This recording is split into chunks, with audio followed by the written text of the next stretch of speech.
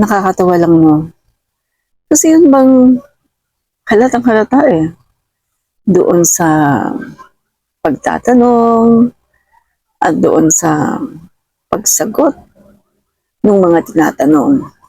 Halatang-halata na paiba-iba sila ng statements, paiba-iba sila ng sagot.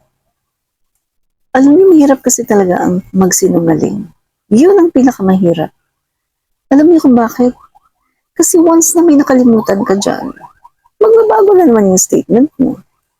And then, kung meron ka na namang nasabi at pagkatapos mo pinatawag ka, makalimutan mo na naman kung ano yung sinabi mo nun, magbabago na naman ang statement mo. At pag tinanong pa yung kasama mo,